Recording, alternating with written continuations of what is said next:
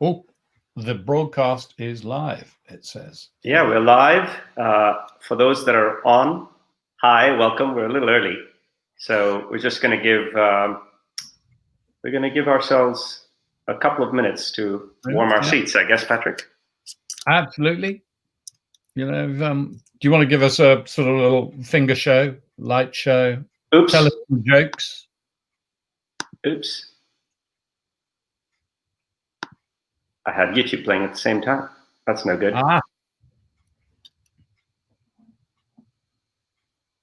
What were you saying, Patrick? You want to tell me a joke? No, have you got it? Yeah, got any good jokes out there? I don't, unfortunately. I don't know if there are many COVID jokes, actually.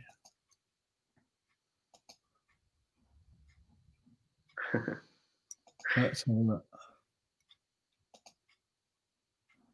There's got to be a good COVID joke. You want to tell me a joke? No, you. Oh, okay. Oop. I guess you had your YouTube on as well. Yeah, coming out of that.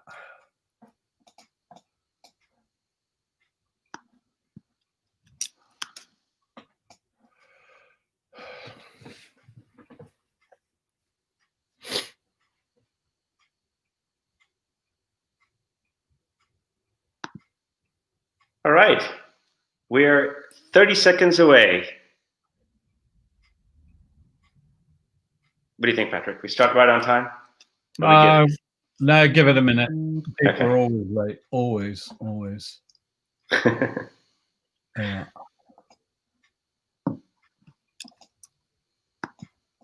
For those that are on the live stream, welcome. We're just giving everyone a few more minutes before we get rolling.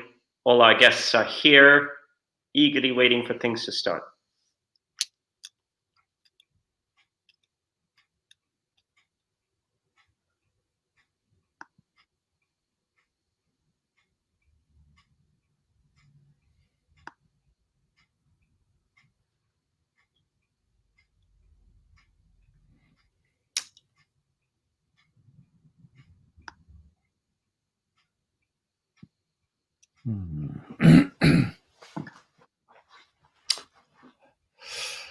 As I was saying, having seen a couple of the outlines from two of our distinguished speakers today, I'm really looking forward to the next hour. Me too. All right, Patrick, what do you say? Should we get rolling? Yeah, let's go for it. And because, of course, if people miss the start of this, it is not only live streamed on YouTube, it'll remain there. So do go and have a look afterwards.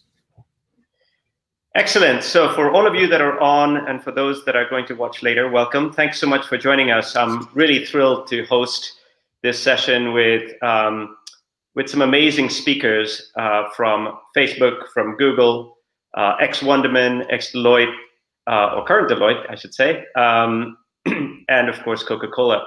And Patrick is going to do a great job of introducing all of them. I'm joined by my esteemed colleague, Patrick Hollister, who's the executive director at Ad-Lib.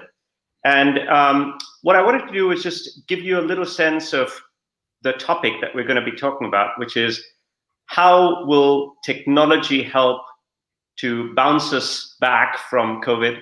And then what is the role of creative and advertising to help in that process? Obviously, Ad-Lib has a specific point of view, which I'm about to get into for just 5 minutes, but our point of view is not the only point of view. And part of what we want to do today is have this distinguished panel talk about their points of view on how they feel we're going to bounce back with technology and with creative. So with no further ado, Patrick, anything you want to say before I launch in? No, just to say that each speaker will have 10 minutes uninterrupted, but there is a Q&A at the end. So please feel free to contribute your questions either in the comments box on YouTube or through email. So let's know your thoughts and we can then put those to the panel. Very good. Patrick, can you see my screen? Yeah, I can see. Yep. Okay, very good. So I'm going to I'm going to pull you off, Patrick, and then I'll bring you back on in a minute. All right. Thanks all for joining. We've gone through the introductions. I'll just take 5 minutes to lay out the challenge the way I see it. Even before COVID, capturing people's attention, actually I should go to presentation mode, shouldn't I? Even before COVID, capturing people's attention was a challenge. But we had so many other ways to do it. And of course, capturing attention is one of the most scarce, one of the levers for most building competitive advantage, because attention, of course, is one of the scarcest resources available on the planet today. But digital, within that context, has mattered, and everyone knows this. And the two graphs that you see is the first one on the left is showing you the viewership of the Christmas Day show on commercial TV, and on the right-hand side, it's showing you retail purchases. So this is stuff we all know, that digital has mattered long before COVID. Now, of course, we're living in a different world. What cut-through means is totally different. The time people are spending with each other and outside is dramatically reduced, which means that the channels that you have to cut through and captures people's attention is dramatically moving towards digital. And this is not just from an advertising point of view, but it's from how your whole business runs. And what does that mean in terms of what post-Bounceback needs to do? Well, for one thing, all brands are going to be pushing to get in front of these consumers through the digital channels with their advertising. And what you're looking at here is the state of digital advertising today, especially when you look at it from the point of view of creative. If I were to ask most of you, what was the last digital ad you saw? Can you remember it? I certainly can't. Can I tell you that it was useful, that it was pleasurable? I'm not sure I can. Was it relevant? I'm not sure I can. But that's not it. There's an additional dynamic that I think makes it even more difficult post-COVID, which is that the world and specific places of the world are changing so quickly that opportunities come and go before anyone can really take advantage of it. And there's this well-known cognitive bias around recency, where we tend to bias the things that happened most recently much more, even if on average they don't actually happen more frequently. So for example, when I know that I'm about to go into lockdown, I start to value things like my bicycle and getting out of town. And that creates opportunities for brands quite sporadically. And I think that creates another opportunity, but it also creates a lot of challenges. So with Ad-Lib, what we're trying to do, and generally what we feel, is that digital creative has a huge opportunity in front of it, but we are not equipped with the right tools to take most advantage of it. And it's not because the tools can't drive effectiveness, they can. It's just because of the silos between media and creative, making the most use of these tools is not easy. And what we have tried to do is build what we call an advertising platform that connects creative and media using automation, but also using the intelligence of human beings to shape the parts that automation or AI can't really do. In an inherently creative endeavor, there's only so far that true AI can go, and the rest needs to be augmented with humans. But the idea here is to make it easy and fast for brands to personalize, optimize, and produce their creative across channels. So that's a quick introduction of Ad-Lib and us. And I'm going to now hand over to Patrick to introduce the rest of our speakers. So I'm going to pull that in. Well, hey. How do I stop sharing? There we go. All right. Okay. Well, hello, friendly friends and ad-libbers and ad-lubbers and marketing peeps generally, wherever you may be, in whichever country you might be at the moment. When I chose the title for today's webinar, Creative Bounceback, I guess what I did was conflate two very different threads for discussion. Threads which I hope our distinguished speakers will both explore and quite possibly even explode over the next 60 minutes.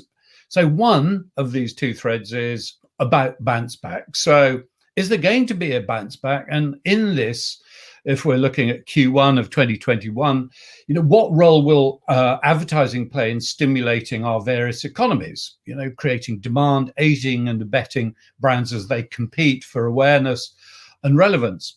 But then two is actually the debate at the moment about the role of creativity in digital advertising. Some opinions out there are that digital has actually killed off creativity in as much as traditional advertising seems to be on its knees. Well, is this true? And even if it is true, do we care? Because isn't this really the story of evolution? So naturally, I've got plenty of opinions on all of these subjects, as the people who know me will testify.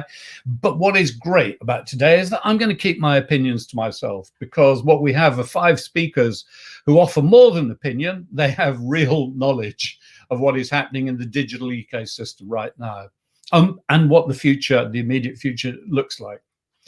Strangely, when I put a flyer up on LinkedIn, announcing our 5 distinguished speakers today, one person commented, "Why no creative people?" Well, honestly, my friend, if you're watching, all 5 of today's speakers are creative people, starting with Caitlin Ryan, who's the creative director of Facebook EMEA, but who has been the chief creative officer of direct marketing agencies, an ad agency. But also, Caitlin, you're a brand owner in your own right as the founder and partner in a restaurant business. So you're not removed from the pain of what is happening to many small businesses and lives out there. So Caitlin Ryan.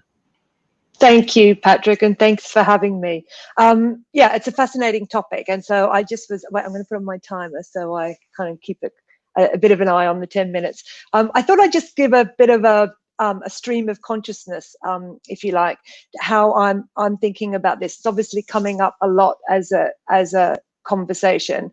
And as Patrick said, I am a creative that kind of grew up my love and first love in advertising. I started at McCann's very early on in Australia, but when I came to the UK, as you might tell, I'm Australian.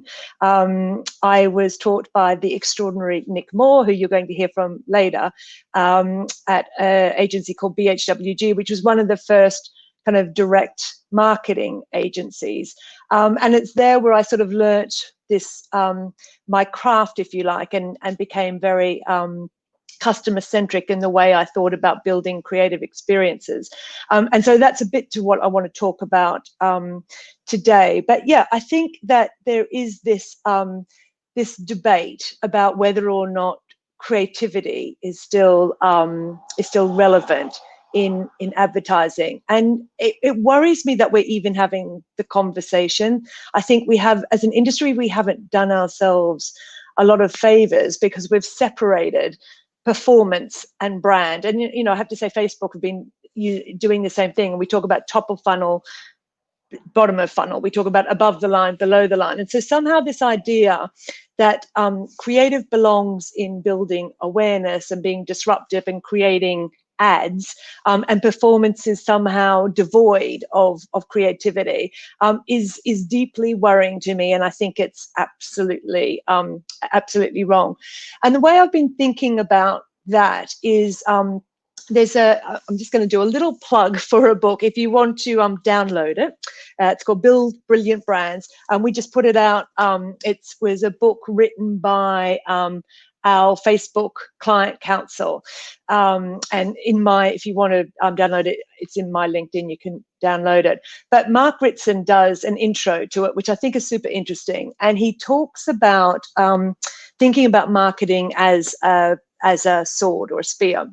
And the tip of the spear, if you like, is kind of tactics. So advertising, VR, AR, all of the things, the channels to, the techniques or the tactics that we use, that we get a message. And that's the thing that I do think we see, at a dizzying speed, ricocheting from one thing to the other.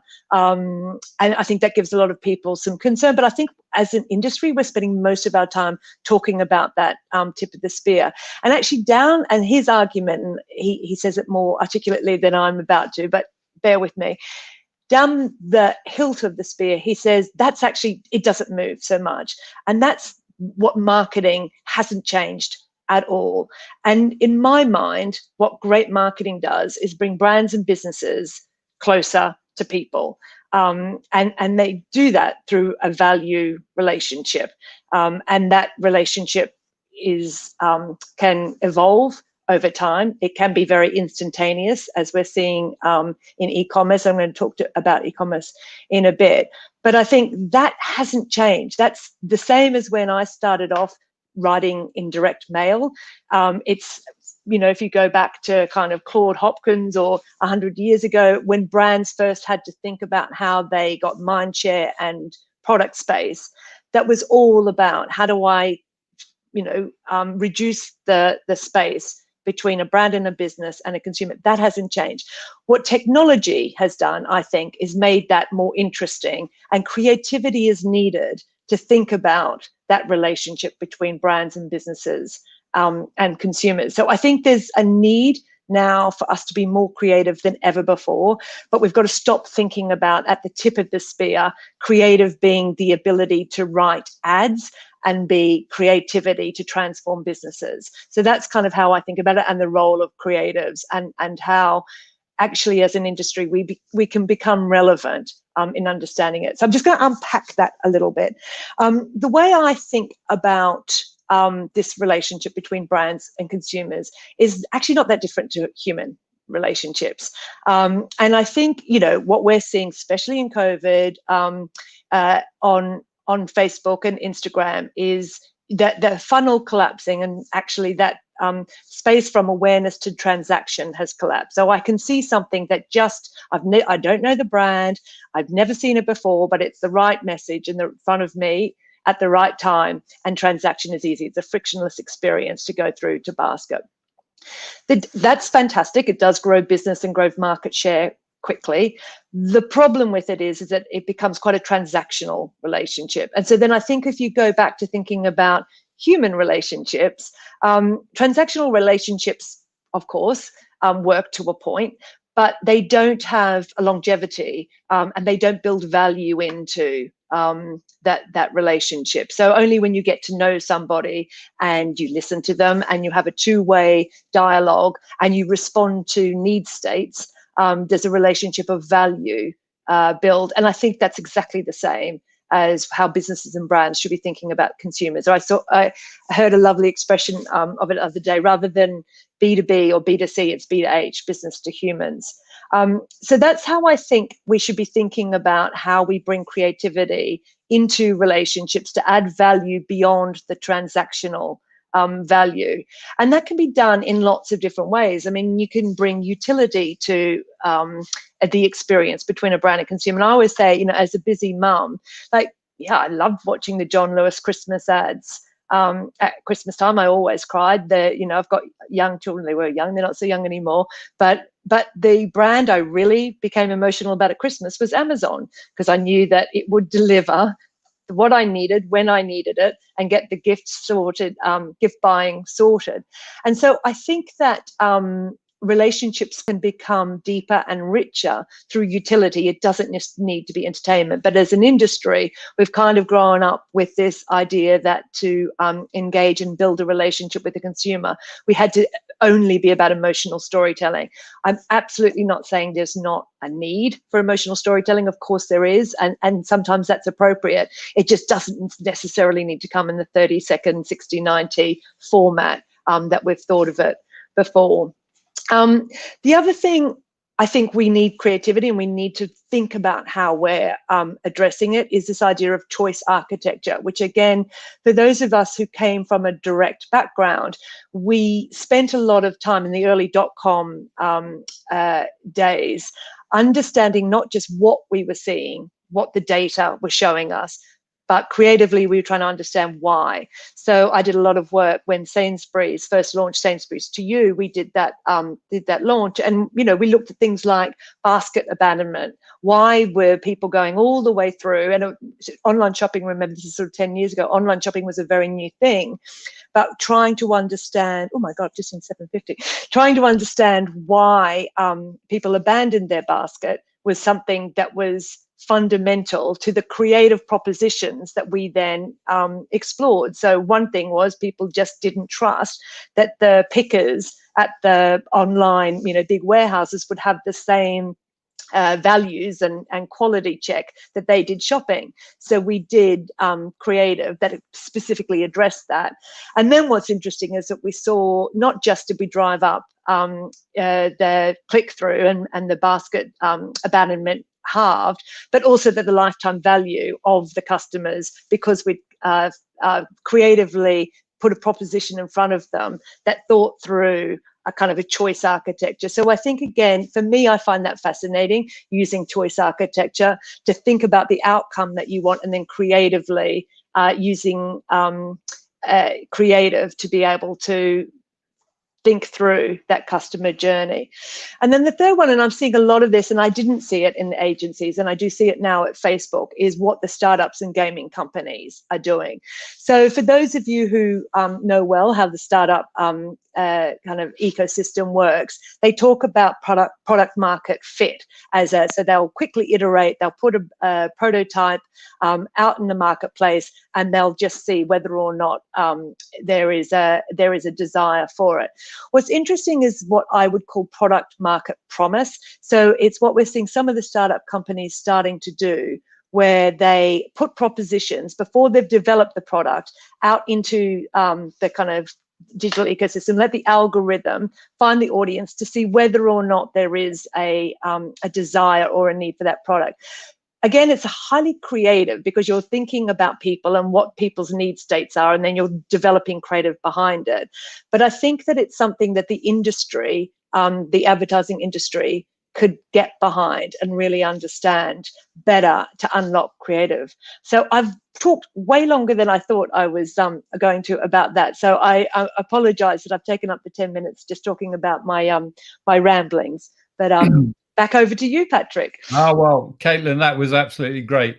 I tend to agree with you that today brands need to do stuff rather than just say stuff, and that we experience brands whether they want us to or not. And certainly through digital, really as a brand owner, what you need to be doing is creating either products and services or experiences that are useful and usable. Otherwise, it's kind of a waste of time, unless it's delightful, of course. So that's brilliant. And a free download, Yes. even better. So did you say we need to go to your LinkedIn page? It's in my LinkedIn profile. Okay, so all viewers, there you go. You get a free book. Free with steak knives. So moving on to a former creative director of Wonderman. We've got two former creative directors of Wonderman today. David was the chief creative officer of Wonderman in the UK. David actually is a serial creative director. He started his own agency, Leader, which then became part of the M&C Saatchi empire. He was the creative director of FCB here in the UK at one stage, and then became a natural fit from his background for Deloitte, who set up their own in-house agency. So his perspective is very different. He happens to be able to draw like an angel. And at one stage, he started a PhD on the subject of creativity. And I read the first manuscript of that. It was absolutely fabulous. So here is a whole-brained thinker for you, David Harris. Thank you for that lovely introduction, Patrick. So Patrick asked you whether I talk about whether creativity has been a casualty of the rise of digital advertising. And there's lots of people out there like the IPA who are talking about this crisis in creativity. And then, of course, the COVID things happen. So everyone's looking to the future to see what's going to happen and where people are going to be spending money. So the question is out there as how can brands survive in these new market conditions and not just survive but thrive. So let's start with the IPA, because I don't think that they're right to say that there's a crisis in creativity. I also don't believe that creativity is a casualty of the rapid growth of digital advertising. I don't believe advertising is dead. I don't believe Elvis Presley is alive or that he's living on the moon. Digital has given a lot of people a platform to spout about all sorts of different opinions, many of which are made to grab headlines and written about without any context. And as we know, context is important. But it's true that there's certainly a crisis among some of the people who Patrick's described as the purveyors of creativity, the big holding companies. But I think that's got more to do with the fact that they've become increasingly irrelevant. And when you ruthlessly chase profit over creativity and you're resistant to change and you forget the very people who you're talking to, that's what happens. But the word out there that everyone seems to be using alongside creativity at the moment is nimble. And it's an interesting word because the definition is quick-witted and quick thinking. And in our world, that means responding faster and more effectively. And that's increasingly what marketeers want from creativity.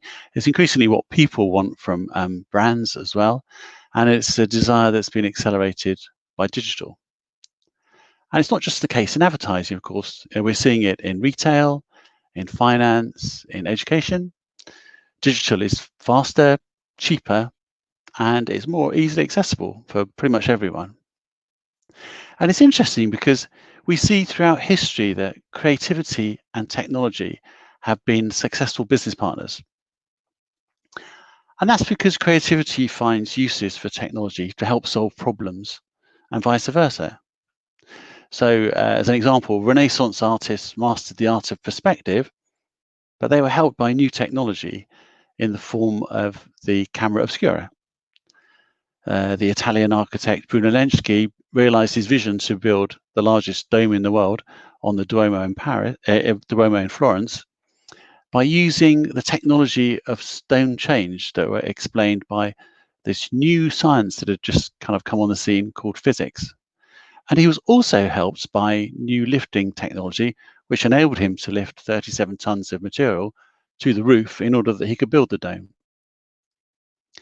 And even the Impressionists out there in the fields, daubing with their paints and paintbrushes, were only able to get outside because of the new technology that enabled oil paints to be put in tubes rather than mixed from pigment in a studio.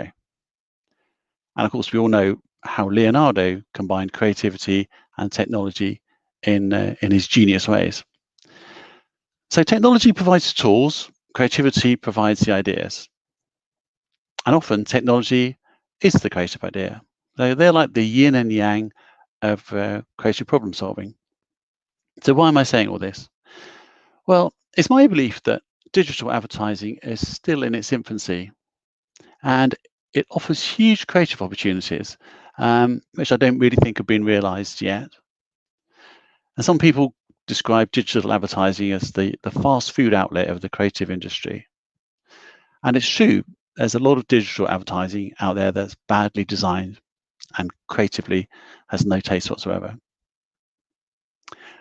The biggest mistake that digital advertisers make is to be irrelevant to their audiences, being dull, being invisible, not being distinctive, not being fresh and new. But it's exactly the same criticism that can be applied to all advertisers.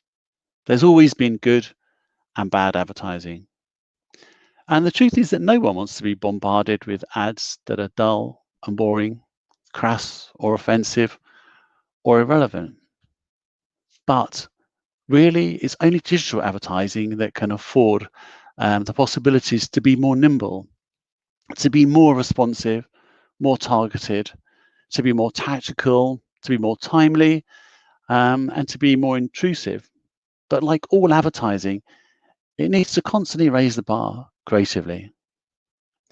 And that's why looking ahead to 2021 is interesting from a creative point of view, because lots of things are happening which will basically change things. And if you look at what's exciting about digital advertising is it's just at the beginning of realizing its potential. And in exactly the same way that print, radio, and TV took time to mature as advertising mediums, so new advances in technology will boost the ability for another digital revolution, which I believe will happen far more quickly and will actually be led by creative thinking. So why am I saying this? Well, there's global research from the technology, telco, and entertainment team at Deloitte who have explored the huge opportunities that new advances in technology will bring to advertisers. And if you're interested in this, you can access some of these predictions for free on the deloitte.co.uk site. So take 5G, for example. It's already here. There are already over 1,000 private deployments, which will be in place by the end of 2020. And it will allow us to access higher quality video, and it will unleash a raft of new opportunities for educational video, something which we've seen is really important through this crisis, streaming services, AVOD, and other supported video services. So let's talk about AVOD, which is advertising-based video on demand, because this is something which offers advertisers a way to reach younger audiences that other models can't. So, for example, Pluto TV has recently launched in the UK, but in the US, half of its 20 million viewers are in the 18 to 34 age group. AVOD also offers the TV industry a new way to monetize their content, whether this is produced or acquired, and it gives advertisers a way to reconnect with increasingly elusive TV audiences, simply by helping viewers broaden their TV portfolio of TV services at no extra cost. And to give you some context as to how important this new innovation is to advertisers, global ad-supported video revenues will be around $30 billion by the end of 2020. So we're seeing lots of new opportunities for digital advertisers. And don't forget, these are conservative figures for 2020 because, of course, we're in the middle of a pandemic. But what's even more exciting is how these technologies are helping the creators of content. So film studios using large LCD screens are now able to create digital sets. So film directors can be shooting an Arctic scene in the morning and a desert scene hours later. Camera equipment's cheaper, so it makes creating content more accessible for everyone. And in many respects, that's the problem, because now anyone can be creative. And despite their enthusiasm, not everyone's got the right skills. History shows us it was the same when printing presses made posters inexpensive. Legislation had to be introduced to stop bill stickers being plastered over every available surface, including St. Paul's Cathedral, which is what the Times in London called offensive and mediocre art. Similar thing happened in the 80s when desktop publishing was born, and we saw the advent of all sorts of horrors, some of which, like Comic Sans, have never gone away. And on the flip side of this, most of those untrained amateurs that are making creative videos and whatever on YouTube and TikTok are making the stuff that's the most watched. And some of these are now being copied by the professionals. And it's because they get stuff that's experimental and it's more creative. So my point in this era of ad avoidance is that we need to create content that's exciting, that people want to watch and are rewarded to watch. Brands need to be more nimble and more relevant and lead the way creatively, not simply follow. And the last point is this point that's been made about how whether creativity is a casualty of digital advertising. And that suggests that creativity can be vulnerable, which I suppose it can. But actually, I think of creativity as more in a way of energy. And it's something which is transferred like energy from potential energy to kinetic energy. It's a shape changer which adapts quickly, reinvents itself. And there's a danger that some people think of creativity as something that's like magic dust sprinkled on by a bunch of creative Tinkerbells. But actually it's not. It's more like Tigger. You knock it down, it bounces back in irritating, intrusive, insistent, energetic, and unforgettable ways. I don't think it will ever be a victim, because when everything else is exhausted, when everything else has been tried a million times, and everything else has failed, someone will say, why don't we try this? So I believe that the brands that embrace creativity and embed it into their thinking, they're innovating and they're experimenting from the outset, rather than simply sprinkling it on like salt, will be the ones that thrive in the future. And I really believe that the opportunities for great creative digital advertising are only just beginning. Patrick, one way over time. Wow, David, fantastic. So thank you very, very much for that. And to all listeners and viewers out there, more free stuff. So Deloitte.co UK. Is there a / we need, David? For If your you Google technology or entertainment or TMT, then you'll find it. It's pretty prominent. No, well, that's great. So, it turns out that you and I, we're in the fast food business, as an analogy, which is great. We just need, like Burger King, to make sure that we're selling fresh, which I found absolutely fascinating. So, some really, really good stuff there. Thank you very much, David. Our next speaker is Erica Probst. And it says here that Erica is head of sales at YouTube in Ireland. So if any of you watching think that that makes her sound like an accountant, well, first of all, I want you to take a look at her. I have never seen an accountant look like Erica does. You know, she's 6 foot tall apart from anything.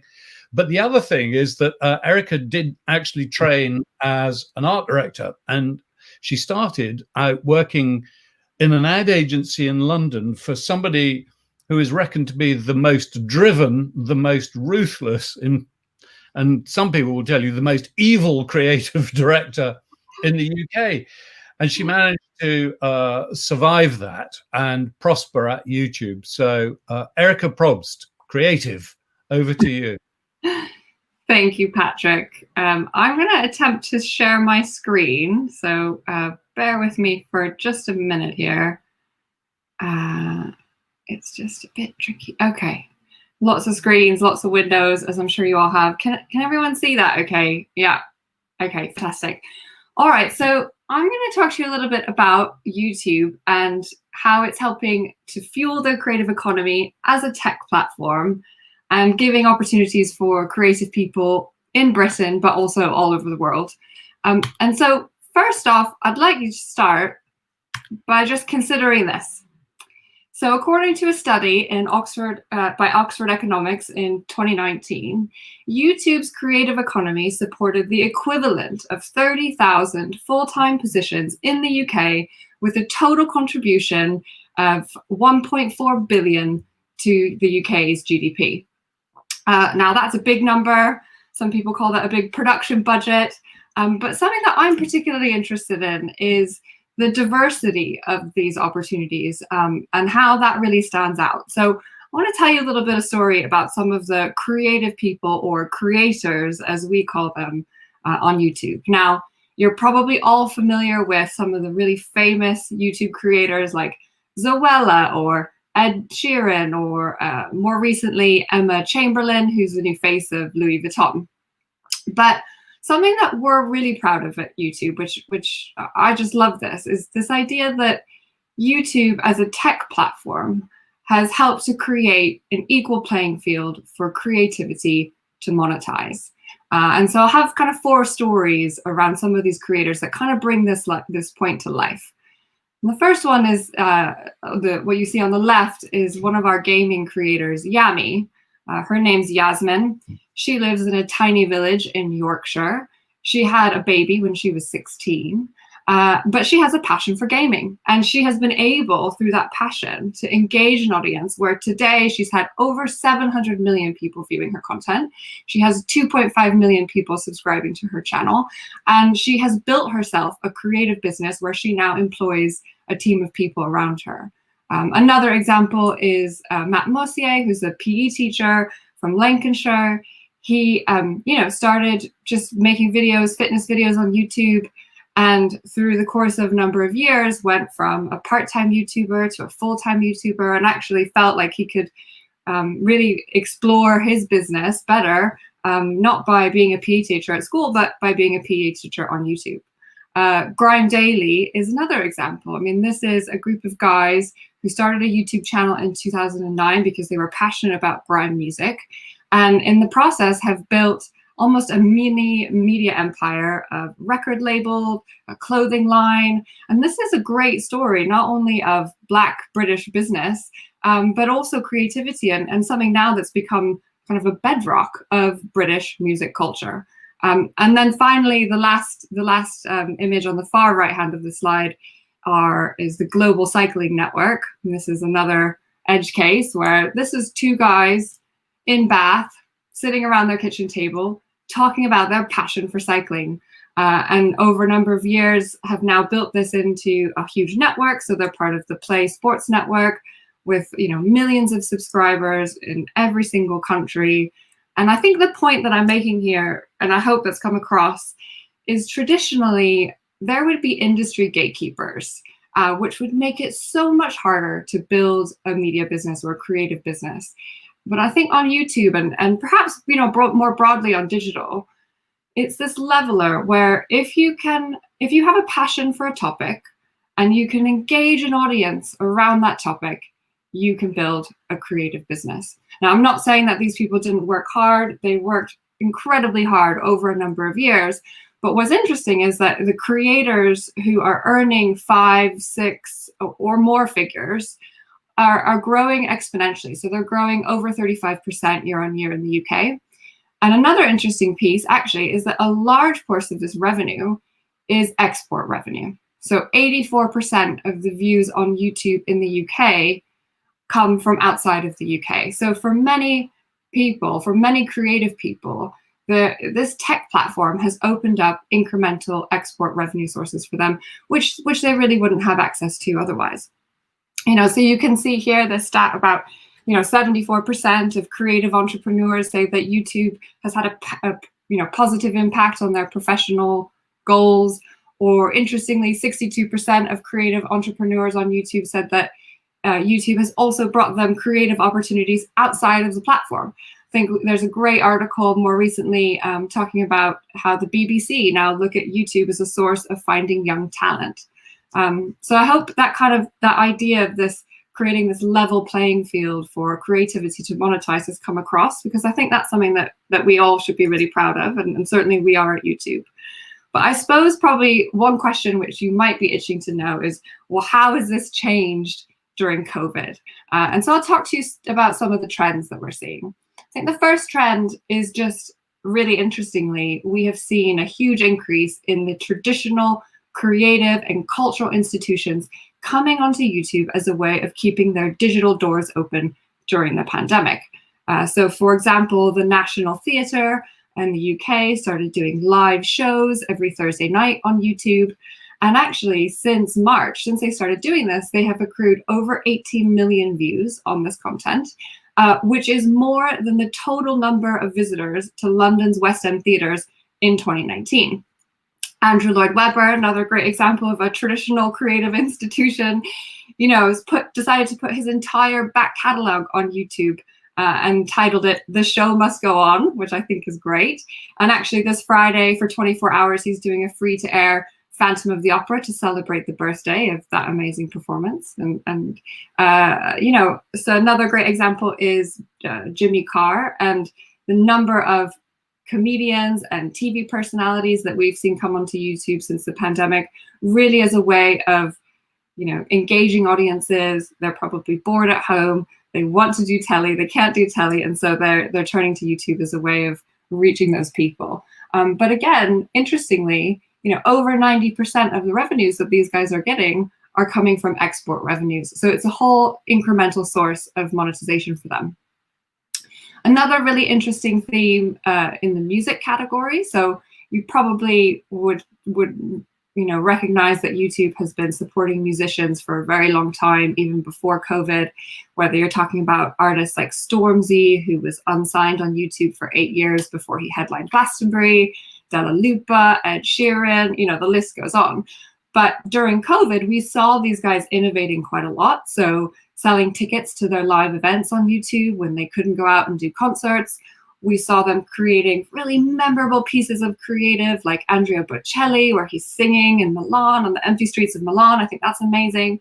We also saw them, doing covers in order to raise money for charity. So Post Malone did this fantastic live show, which he streamed on YouTube, raised over $7 million for the WHO.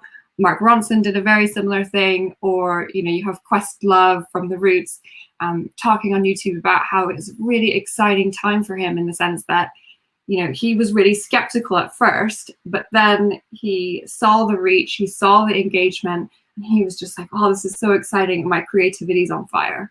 So I think it's really breaking down some of those misconceptions. And then, just a few other trends to touch on. Obviously, it's not going to surprise you that workout videos increased 200% year on year. But one guy in particular, Joe Wicks, some of you might have heard, he had this creative idea, which was that people need fitness for their mental health as much as their physical health in lockdown. So he decided to do a live stream every morning with workout content. Suddenly audiences turned in all over the world. And, we were looking at this as a platform and we were saying, oh my God, there are sometimes more concurrent viewers to this workout video every morning at 9 a.m. than there might be on breakfast TV. So, huge engagement around that. Beginner views, views on beginner content also surged. So there was more than 3 billion views on this content year to date, whether that's structured learning or informal learning. I think that idea that over 1.5 billion students were suddenly out of school, it's no wonder that a lot of people turned to YouTube in order to fill that gap. But that in turn has fueled a lot of science teachers and educational content creators to help build their businesses to meet that new demand. And the last example I'll give is actually one for you, Patrick, because I know that you're all about creative problem solving.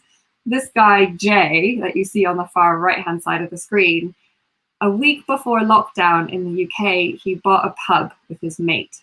Suddenly lockdown hit, nobody could go to the pubs, he had to shut his doors, and he's there thinking, oh my God, how am I going to pay my mortgage on this new pub? So he turns to YouTube, he starts doing a pub quiz, he monetizes it, he gets ad revenues, and it's just this really creative way or creative problem solving in terms of how to keep his business thriving at a time when it's really constrained. I think one of the points then that I'd like to kind of move on to and talk about is what's happening in the way that we're responding to this content. I think I've talked about this idea of YouTube as a leveler and how we are responding to all this content in different ways.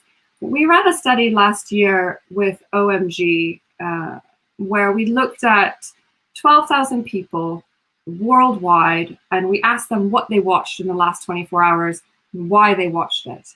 And something that really stuck out was that people's motivations around watching content were different than maybe we thought they were. So you can see here, teaches me something new was the number 2 reason why people would watch content, or allows me to dig deeper into my interests, or relates to my passion points. And actually, digging deeper into their interests was twice as important as having high production quality or being on a preferred network, and 4 times more important than having famous actors in it. And I think when I saw this study and you look at the trends that I talk about, I think the realization is that people are responding to the creativity of real people, and they're engaging with that, and they're in a world where you suddenly have infinite choice about what you watch and where you watch it and when and on what device, that ultimate choice is basically leading to people seeking out content that they're passionate about. And that's why, we often talk about YouTube as this place where the world is coming to watch the content that they love.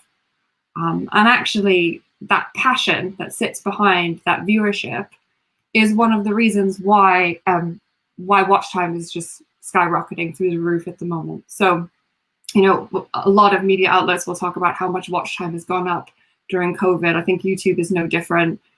Our watch time's definitely been increasing for a number of years now, and COVID and lockdown certainly was an accelerator to that. But here's some third-party stats that talk a little bit about this, right? So ComScore will say that in the UK, 96% of UK adults are watching YouTube every month, and on average they're watching 46 minutes a day. And then another third-party study around the Ofcom Media Nations report says that now, for the first time, for 16 to 34-year-olds, they're actually watching more YouTube than they are watching linear TV. Interestingly, the last year's Ofcom Media Nation report talked about how YouTube was the second largest commercial television station in the UK. And some internal data from our own database talks about how 20 million people in the UK are watching YouTube on their TV screen every month. So we've really seen an acceleration of watch time, and also we've seen the TV really pop out during COVID as something that was growing anyways, but now has kind of almost hit a tipping point in the way that people prefer to consume content. And so I guess, you know, Patrick asked me to kind of leave you guys with a provocation or a piece of advice.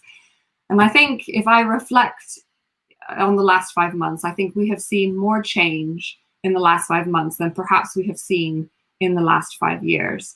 And so I guess the risk now is not changing fast enough. I'm really thinking, you know, am I embracing that change in user behavior? Is that reflected in my creative strategy? Is that reflected in my media strategy or in my brand strategy? So I hope that was entertaining and interesting. Erica, that was absolutely fabulous. So what my takeaways from that is that YouTube has created or has supported enough jobs really equivalent to the whole county of Rutland, you know, so basically YouTube is employing Rutland at the moment. The other thing is that YouTube is this incredible platform for real people. And as a professional creative, every time I go onto YouTube, I am humiliated to discover that real people out there, like mums and teenagers and students, are much more creative than I am. And it gives them a fantastic opportunity to be able to exercise their talents. But I would also say to any marketer who's watching this also, that wherever those people are accruing millions of views, what they're doing is bringing you an audience, and an audience that could be absolutely relevant, you know, not just to their passion points, but actually to you, your brand. And so I could go on for a long time here talking about brand purpose, but I'm not going to. Really, really good stuff. Lots of information there. Thank you so much, Erica. And so now I'd like to introduce everyone to Nick Moore. Nick Moore is over in New York at the moment, and Nick was lured by WPP to go over and head up Wonderman. And so he was, I suppose, leading a team of over 1,000 at one stage. He is currently, I'm not allowed to talk about it, but he's got a business idea up his sleeve that he's about to explore, which actually I think sounds absolutely fabulous. He's a consultant to a large digital design company in New York, and he's a podcaster. And I do recommend The Idea as a podcast, where you can hear Nick and his very well modulated, Cambridge educated tones talking to a whole load of people from the Bronx and elsewhere about creativity. So Nick, over to you. Well, thank you very much, Patrick, and good morning from New York. As you can hear, I am actually born and bred in the Bronx. And I should say before I begin that I have learned far more from Caitlin Ryan than she ever learned from me, and the same goes for David Harris as well.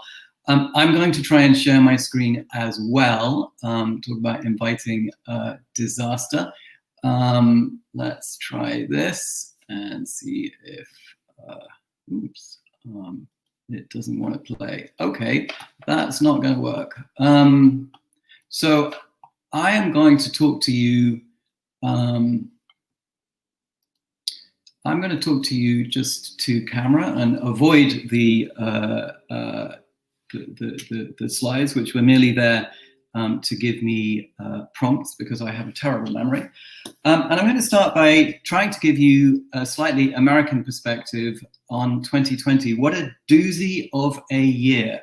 Coronavirus, where, as in so many things, America leads the world. We have in excess of 210,000 deaths. And infection rates and death rates that are world leading.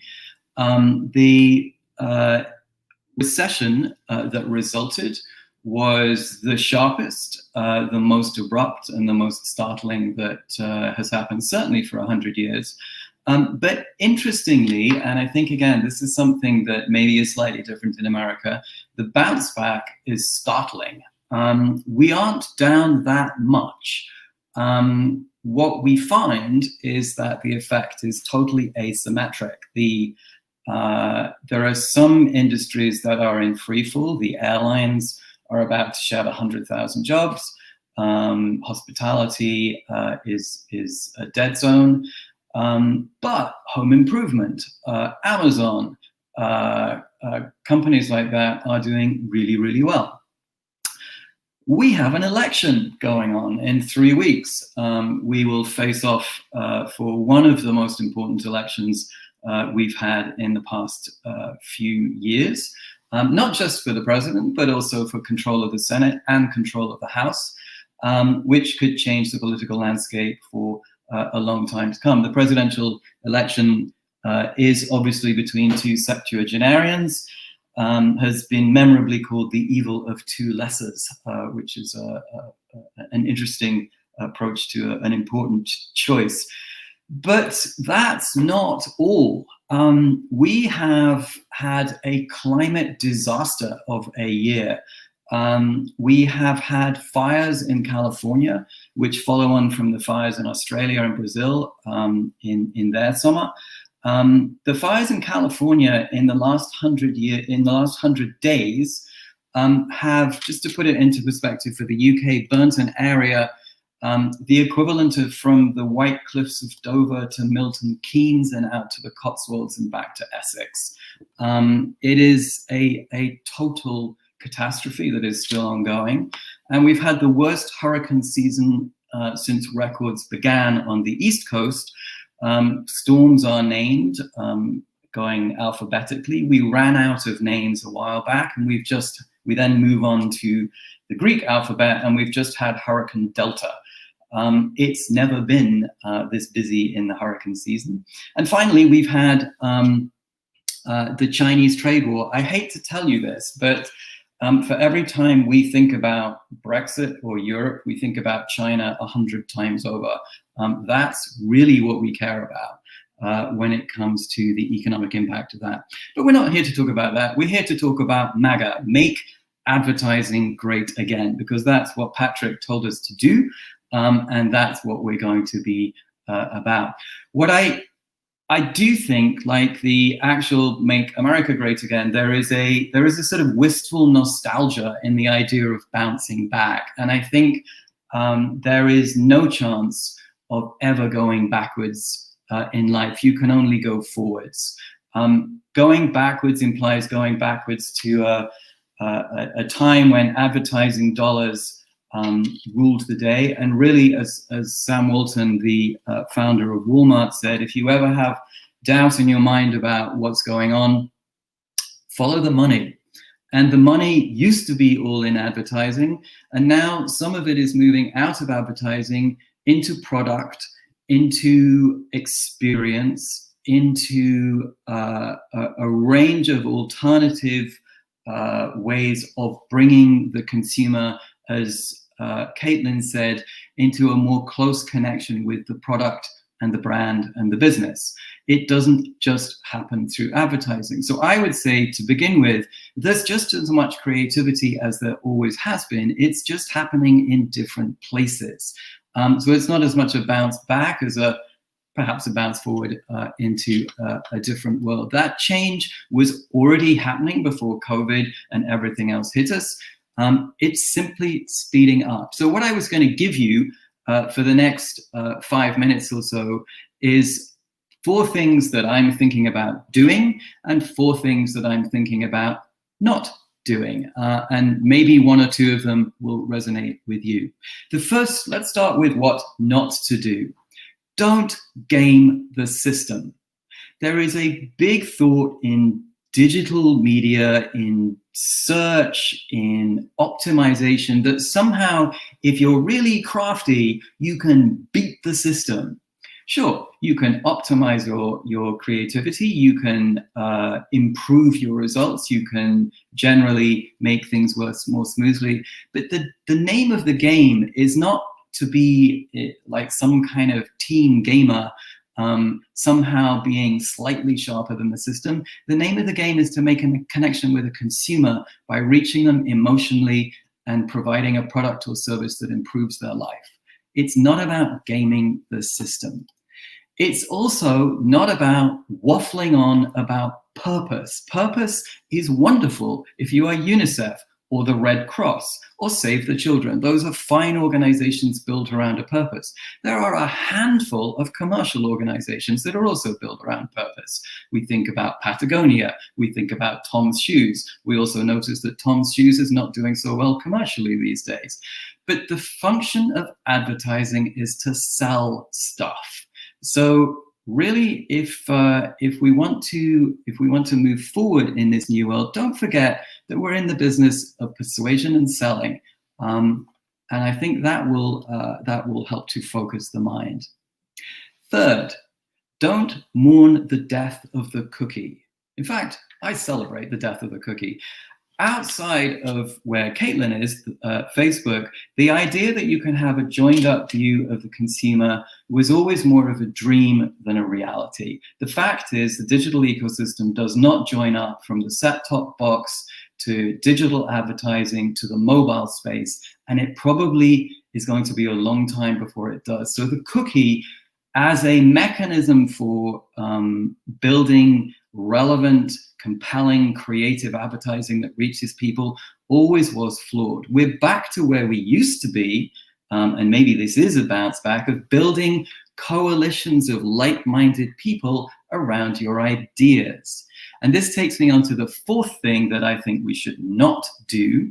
And I realized before I say this that I am absolutely on the losing side of this one. But what we should not do is say content. Content is a terrible word. Content means I don't really care. Content means everything is the same. Everything is equal. A user-generated video is the same as a Hollywood movie. And in some ways, perhaps to the point of engagement on YouTube, the amount of pleasure that they give may indeed be equal. But in all other senses, they're very different things.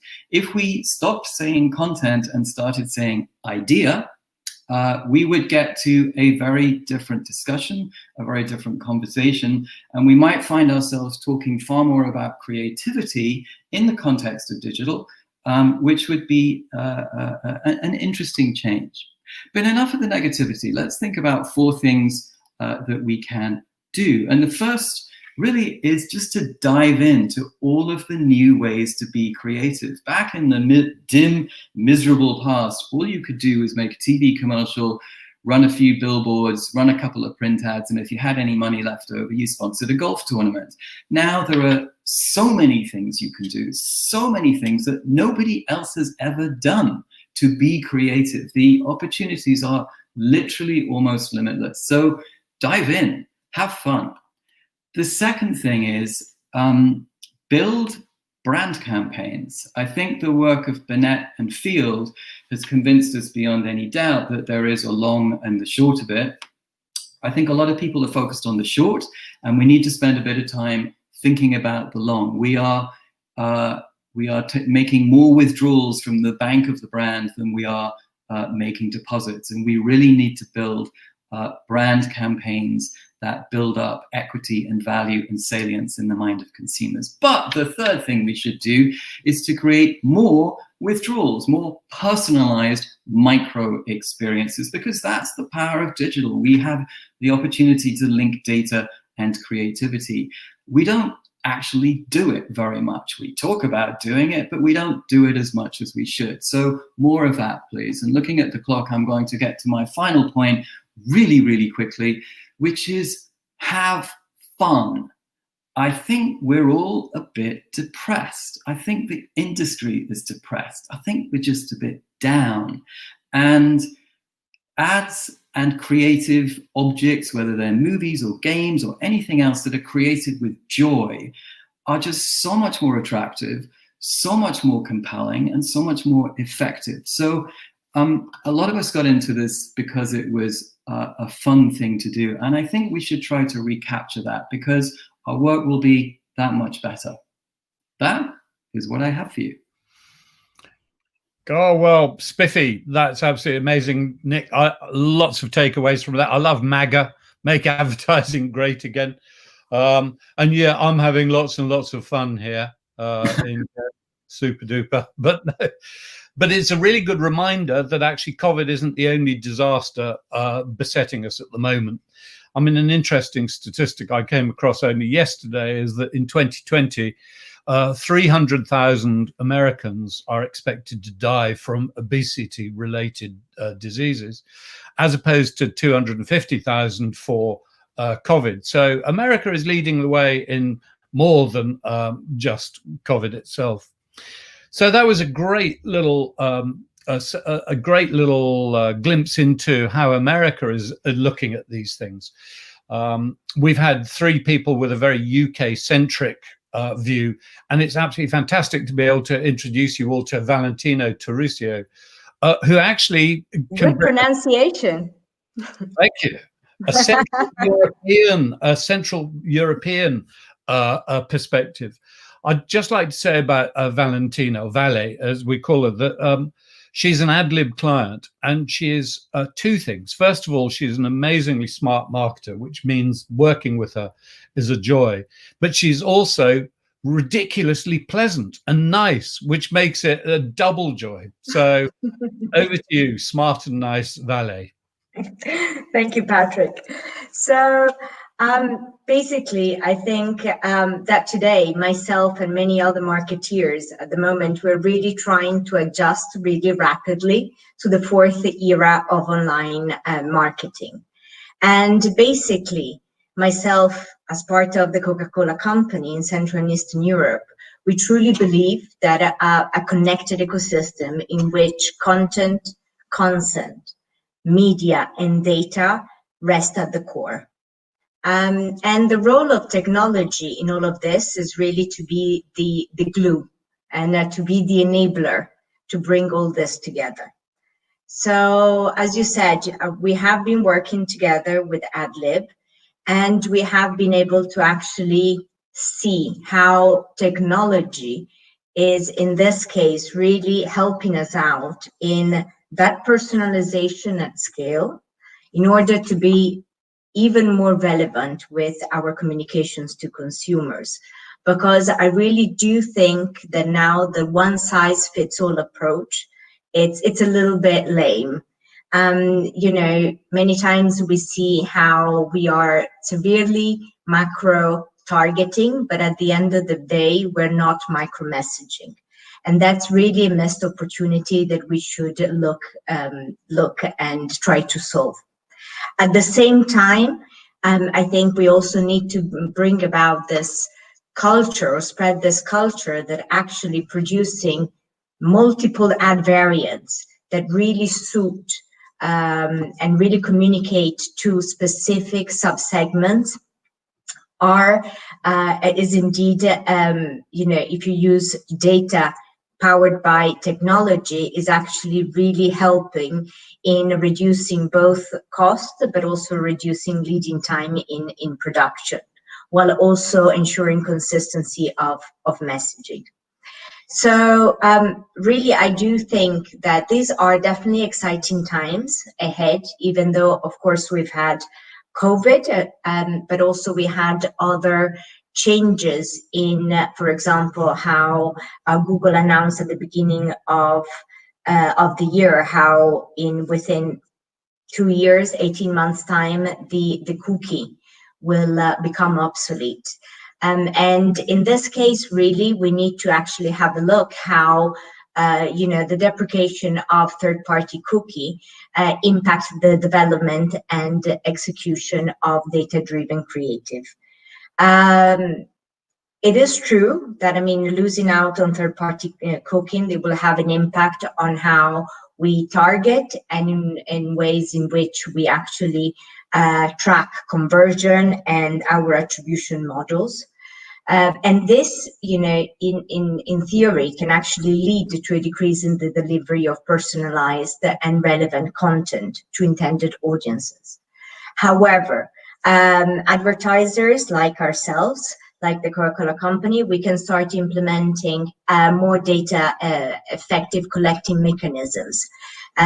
One and foremost is the need to actually build our first-party data, and the possibility of doing direct data licensing deals through the technology stack that we have set up, and shift from cookie-based strategy to a more permanent identifier. And this will really help not sacrificing the skill and the precision which we strive for today.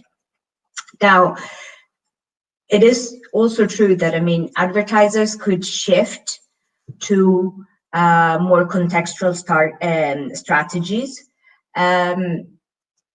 And it is also, so the data in itself may change, some of the data points may change, but the relevance of the data to inform creativity in terms of creating relevance of message and in terms of context, so really informing that the media planning and buying will stay. And this is especially true with regards to creativity, because creativity, as we've said, we've heard the other speakers say, triggers and steers emotions. And as such, it actually triggers memorability. Definitely data and media have taken a bigger role as contributors to the effectiveness of campaigns. However, creativity remains still today the single most important contributor in terms of performance. So this really leads us to say, why not using data in order to be able to inform this creativity? And I don't think it's just a wishful thinking in saying that we really should be moving from, a quality CPM as a metric to an attention CPM going forward. And in, talking about data, we've said very much that, brands, they need to establish, I think, a very clear value exchange with consumers to collect their information. Because not only this really actually enables to be more relevant and actually more efficient and effective in our communication, but also it's extremely important to be able to learn new things about our consumers and use that knowledge actually to the advantage of the consumer in the sense that, yes, we are a beverage company, so we're here to sell beverages, but at the same time, we're very much here to sell experiences to our consumers. And that data really fuels how to make those experiences more seamless and also more relevant for our consumers overall. So I was reading the other day a research from Forrester saying how the industry probably will say goodbye soon enough to third-party data and hello to zero-party data. So not taking a step forward versus first-party data itself, and where zero-party data is really data that consumers own and are willingly providing to brands. And hence, that's why it's really important to actually set up a virtuous mechanism by which we actually provide a very clear value exchange with our consumers. And just going back to the partnership that we've had with Ad-Lib, in order to really cascade and make tangible what I've just told you up to now, is recently, because of COVID, the moment COVID start really increasing speed, what we did globally at the Coca-Cola company, we decided to go silent for 3 months. When these 3 months were over, what we did is that we actually came back into communication with a platform called Open Like Never Before. And in order to sustain the HoReCa channel that actually had been severely damaged by some of, obviously, the restrictions coming with trying to minimize or limit the spread of COVID, what we did with Ad-Lib in Central and Eastern Europe was actually to create an infrastructure which enabled us to actually support the HoReCa outlets and drive footfall to them. Now, the ads focus was primarily on the outlets and their cuisine, and we customized the creative, some creative elements. And we were able, the idea is that we were able to do this thanks to powerful data that we used for the personalization, and at the same time, thanks to the technology, we actually allowed to create millions of ad variants in a very short space of time, which enabled us to actually really support the reopening of the outlets. So I do think that we shouldn't actually see as technology as a detractor, nor of creativity, but overall to the advertising industry, but rather as an enhancement, as an enabler of what it could bring in order to actually be able to continue staying relevant and evolving together with our consumers. And with this, I give it back to you, Patrick. That's fantastic. So what I've extracted from that, Vale, is zero-party data. I mean, if nothing gives creativity a shot in the arm, then that will do, because it's going to be absolutely essential, creativity, in order to be able to set up the value exchange that you're talking about. And I think also what's going to happen, of course, with the deprecation of the cookie is that means that lazy marketers really will have nowhere else to hide. Now, we should normally have a Q&A session here, but naturally we've overrun. We're pretty much at the end of our session. So I'm afraid if you did have a question, and I think plenty of people had a question for Nick, which was, okay, if you hate the word content, then what other words are you going to use? But I think, Ad, it's over to you to do a wrap up, actually. Yeah, so without further ado, I just want to first of all thank Vale, Dave, Nick, Erica, and Caitlin as well, who had to leave, for joining us today. Just really, really great speeches from all of you. Really enjoyed it. And for all of you joining on the live stream, we're going to have this available after this. So for those that couldn't be live, you can still listen and jump in and out as you like. So thanks again. We're going to continue these webinar series. This is the first one. Patrick is busy at work planning the next one, probably in about 6 to 8 weeks from now. So stay tuned, and thank you all again for joining. Thank you so much, speakers and viewers. Thank you all. Really appreciate it. Bye-bye. Thanks.